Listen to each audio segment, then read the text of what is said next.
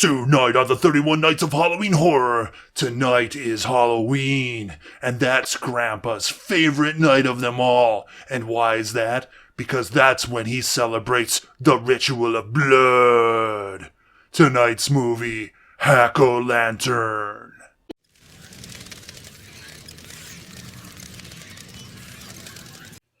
Hello everybody, welcome back to another episode of the 31 Nights of Halloween Horror, the Year of Infamy.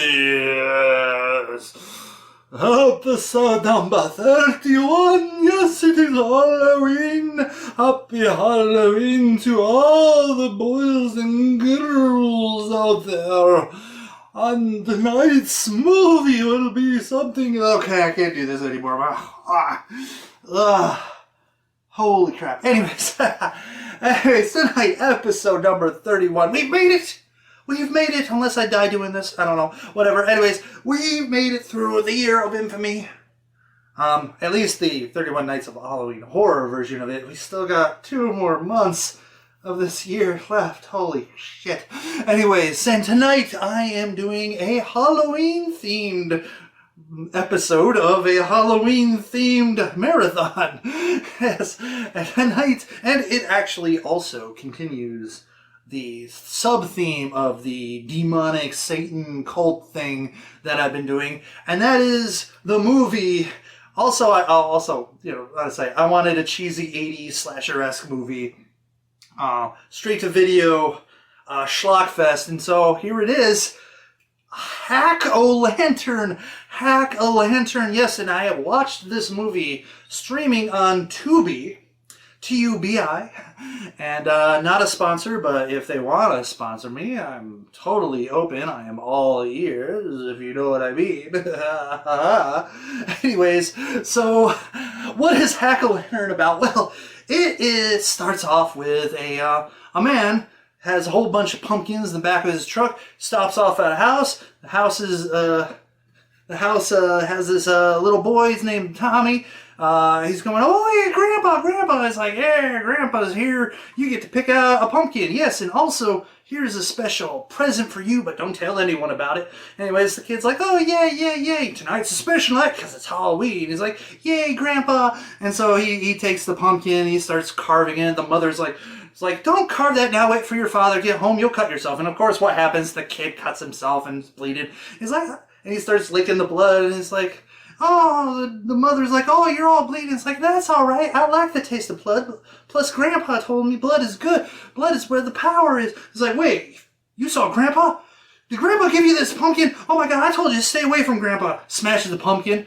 And that is the entomology of Smashing Pumpkins, the group. No, just kidding. It's not. Anyways, the mom's like, did Grandpa give you anything else? And of course, the boy lies. It's like, no. Anyways, the boy's father shows up, and he's all upset about the situation, so he's going to go talk to Grandpa. Of course, the mother is like, no, don't talk to Grandpa, please don't do it. He's like, no, I'm going to go nip this in the bud and talk to Grandpa, tell him he can't be around my boy anymore. So he goes to Grandpa's barn, and of course, Grandpa's having an evil satanic service thing going on, evil rituals going on, and of course, the father gets killed, and fast forward, Tommy's now an adult, and he is completely under the influence of Grandpa. It's Halloween again. Grandpa shows up, and he's like, yes, you need to be strong on your special day today. And so basically the rest of the movie is the lead up to the ritual of blood. And apparently, people who are friends of the family, like boyfriends or girlfriends, are getting murdered by someone wearing a Satan costume. And so, is it Tommy? Tommy's got a younger brother who's now a police officer. It's kind of up to him to try to figure out what's going on and keep everyone safe. really, the plot isn't all that spectacular, and I could just sit here and just tell you the whole movie. But where's the fun in that? You go watch it. You go watch it and enjoy the schlockiness. Because this is definitely a quintessentially 80s type of movie with there's a freaking dream sequence where the guy is in a metal band, an 80s hair metal band, and he gets killed by the dancer. Anyways, his head is basically severed from him. So let's get to those scores, shall we? Violence and gore. Speaking of severed heads, I'm going to give this a solid 3 out of 5. It's practical effects, and yeah, the moment of impact is like, not seen, but the aftermath is, and it is quite bloody. A spectacular shovel to the head is really nice, really nicely done. The decapitation kind of cheesy and whatnot, but overall bloody, little nasty here and there, and there's also a branding that goes on in this movie. Someone's ass get branded with a pentagram. So yeah, I think a solid 3 out of 5. Moving on to shock value. Shock value is a 0 out of 5. Look, there is no jump scares. There is no like shocking moments in this movie. Really, it's just like, maybe it's shocking. Like, there's like, these two people meet and have sex on like the first date, basically on a gravestone. And the woman is grabbing some dead guy's hand. He's, oh, your hand is so cold. He's like, no, don't worry about that. I'll heat you up right away. Anyways. No, it's 0 out of 5. I'm going to get 0 out of 5. Shock value 0 out of 5. Plot is 2 out of 5. It's just, first of all, I figured it out like super early. I'm like, okay, I know what's going on. They hit it a little too hard on the head. And so, yeah, and it's like, there's like a lot of filler moments. Like, for instance, you have that 80s hair metal band dream sequence going on. You have this moment where this stand-up comic does like a little mini routine after leaving the main Halloween party that's going on. It's like, I mean, it's funny, but it's like, why? What's the point? And so, with things like that, padding the runtime, it just makes the movie just,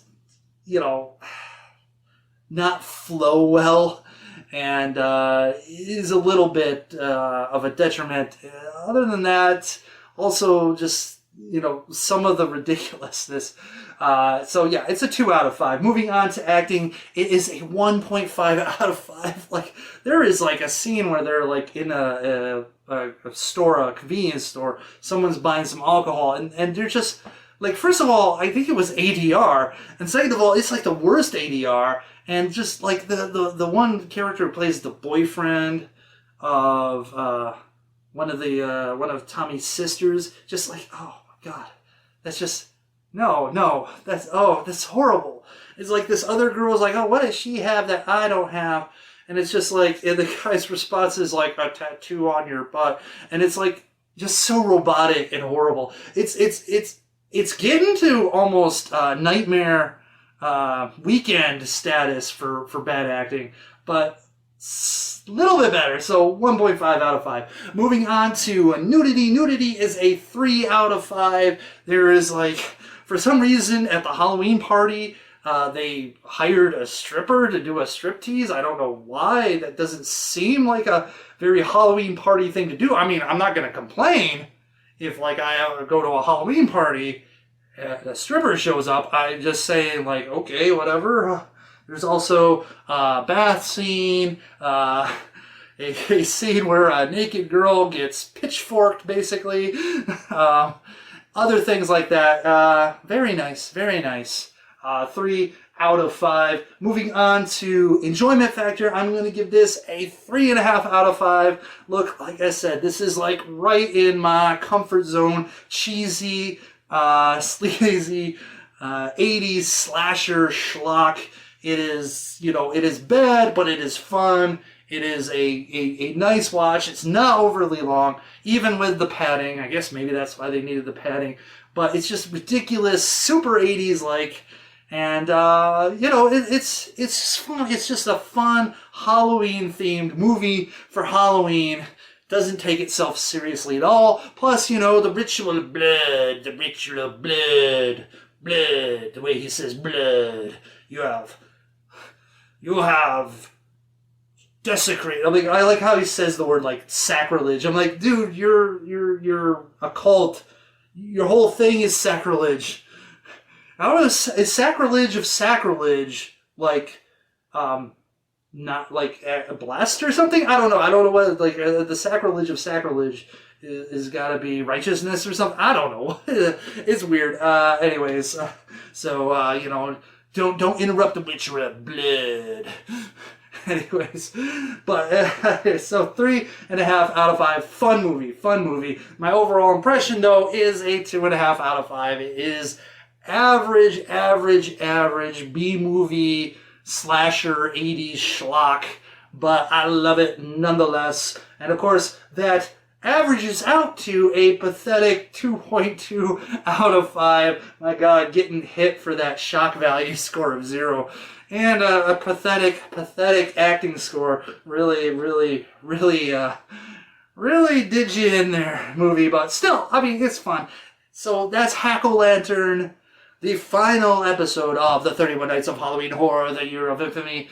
And remember, tell me what you think in the comment section below. Did you agree with me, disagree with me? Have you watched it? Are you going to plan on watching it? And that's it. That is the end. Thank you again for another year of the 31 Nights of Halloween Horror. I know every year it's just diminishing returns. And it's been very difficult. This year has been just a hard year for me. And it definitely helped doing a whole bunch of these movies ahead of time.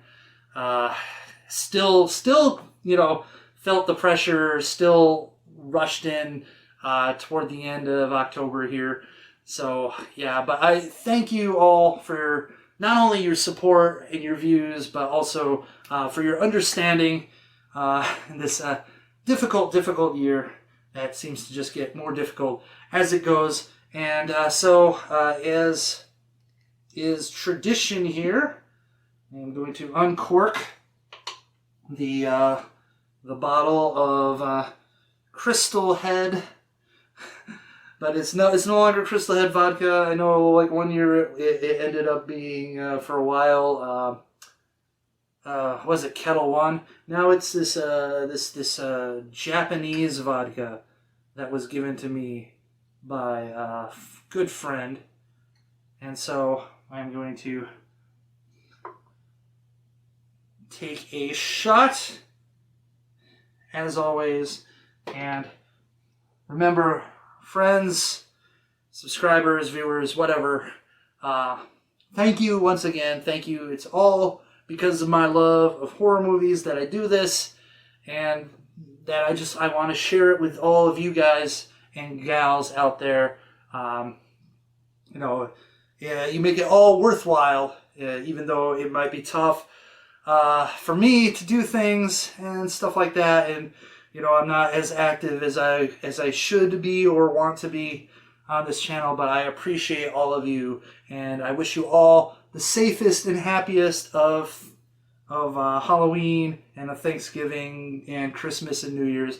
May the rest of the year be great for you all, and hopefully next year be even better. I mean, just let next year be the best year, right? Anyways. Stupid freaking battery. Oh my God. You would think I would learn after a while that, not to try to squeeze the last juices out of my battery, but apparently, yeah, there you go. Well, anyways, where was I? Oh, yes, right. Special note, this, shot glass I got from, Megan's Bay in St. Thomas, the U.S. Virgin Islands. So, special occasion here. Anyways, cheers, kung pai, slancha, salut, whatever you may say.